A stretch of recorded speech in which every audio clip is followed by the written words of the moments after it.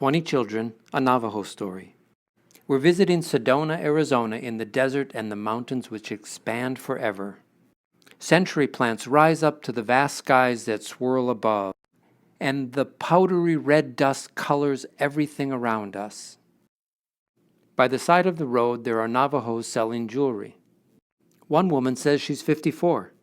She looks great and has no wrinkles. She says she's been through a lot. Raised 20 children, she says. Foster? I ask. She nods, but maybe not 100% true. She was the mother to her sisters and to her own mother, she says. Where are you from? She asks. Boston. You have no rocks there, right? Right.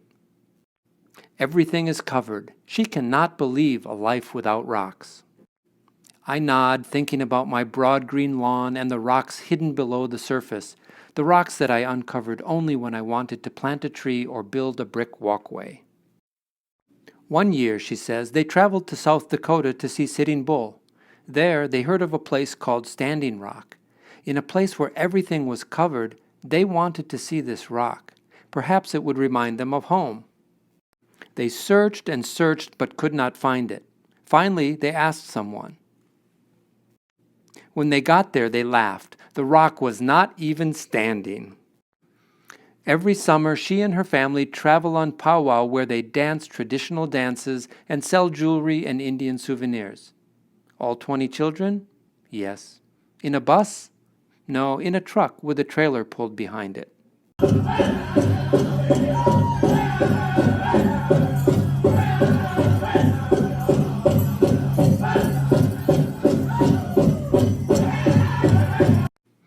I thought it was illegal to ride in a pulled trailer behind a truck, but I do not comment.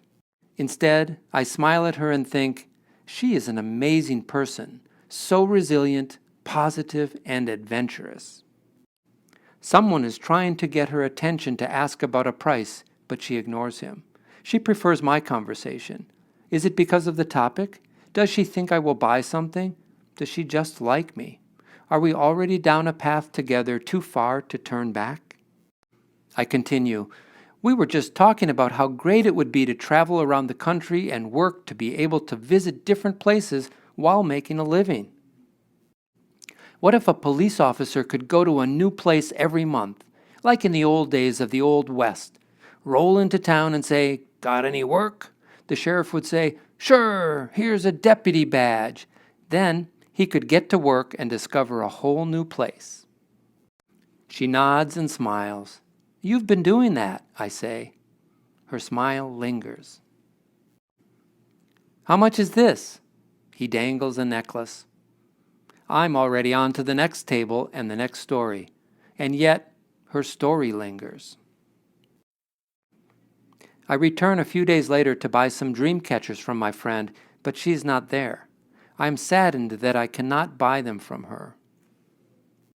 I walk around and chat with those who are selling dream catchers until I find another woman who reminds me a bit of the woman with 20 children. I'm tempted to ask her questions to uncover her story, but something holds me back. The previous story is stuck with me, and I don't want to dislodge it and lose it. As I pay for the dream catchers, she poses for a photo and thanks me. You made my day, she says. Thank you. Thank you, I say. You made my day too.